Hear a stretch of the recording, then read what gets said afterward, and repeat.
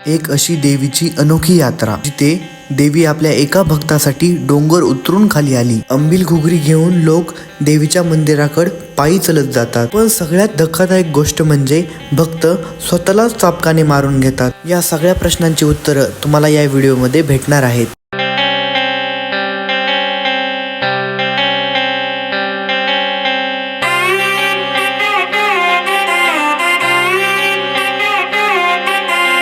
गावची यात्रा म्हणजे गावचं गाव पण जपणारा एक उत्सव।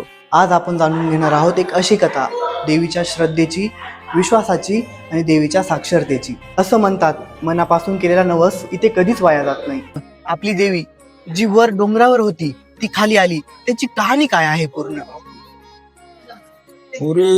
पुढच्या भविष्य काळामध्ये ज्या देवीचं ठिकाण डोंगरावर होतं आणि त्या डोंगरावर ठिकाण असल्यामुळं भाविक भक्तांनी ज्यावेळेस त्या डोंगरावर जाण्याची क्षमता काही जणांची नसायची, अशा ठिकाणी काही भाविकांची एकच निष्ठा झाली की देवी, मी तुझ्यासाठी एवढा प्रसाद केला, एवढा तुझा अट्टहास केला आणि त्या अट्टहासासाठी तू माझ्यासाठी खाली आलीस तर थोडं बरं होईल।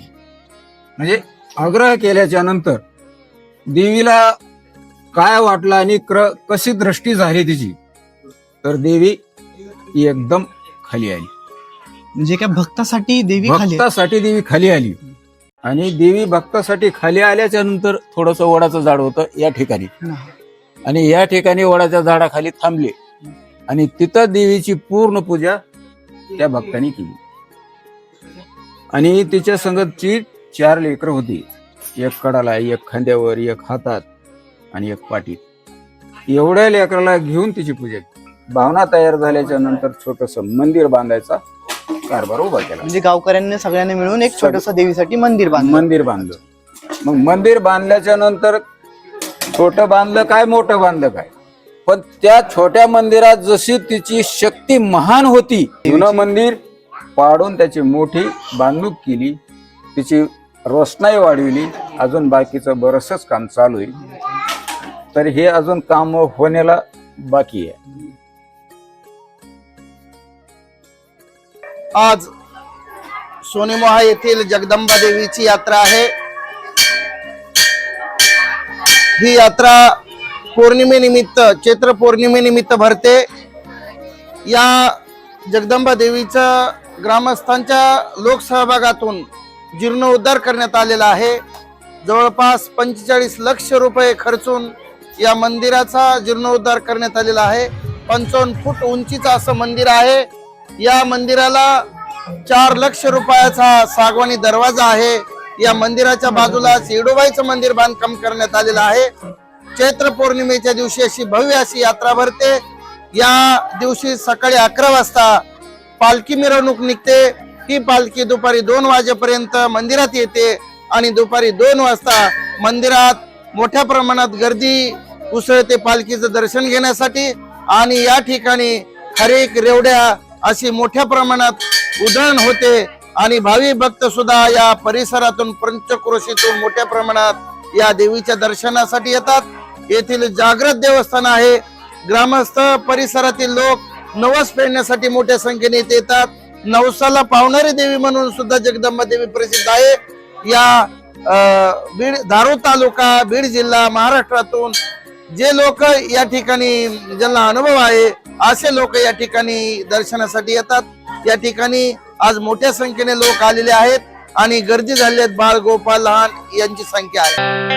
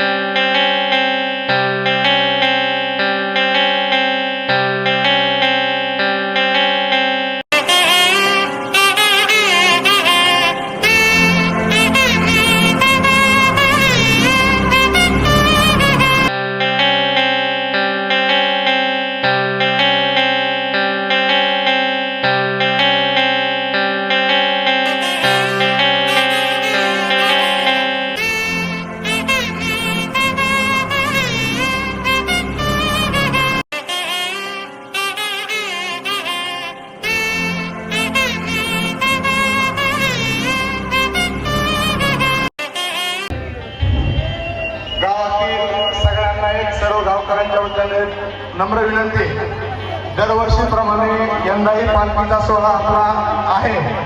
गावातील सर्व युवकांनी कुठेही यात्रेला पालखीला गालबोट लागणार नाही याची सगळ्यांनी जिम्मेदारी घ्यायची. आपल्या गावातील मुलांबरोबरच पंचक्रोशीतील भरपूर युवक, त्यामुळं कुठेही आपल्या पालखी सोहळ्याला यात्रेला गालबोट लागणार नाही याची प्रत्येकानं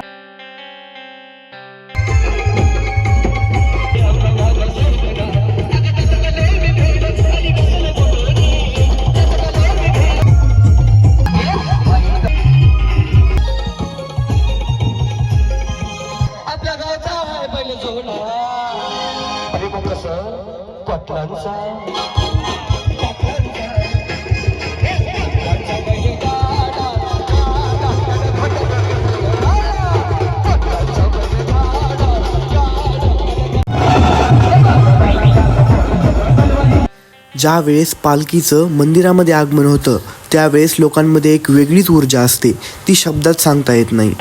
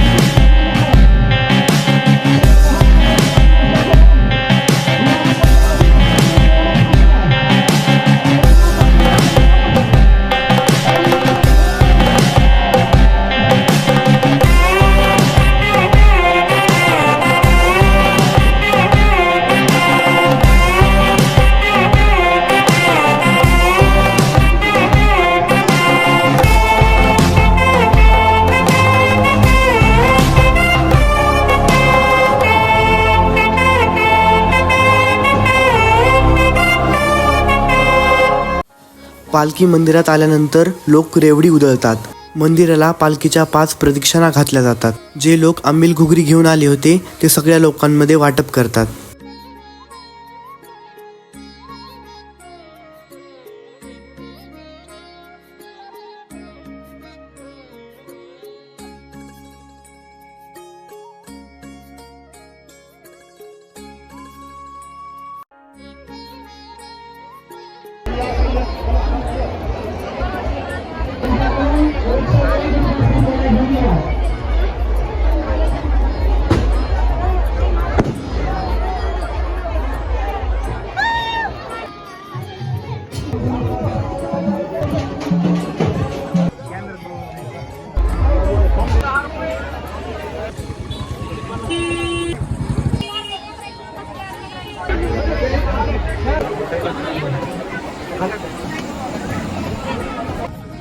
यात्रेनिमित्त आलेल्या सर्व भाविक भक्तांचे पुणे महानगरीमध्ये सहर्ष स्वागत.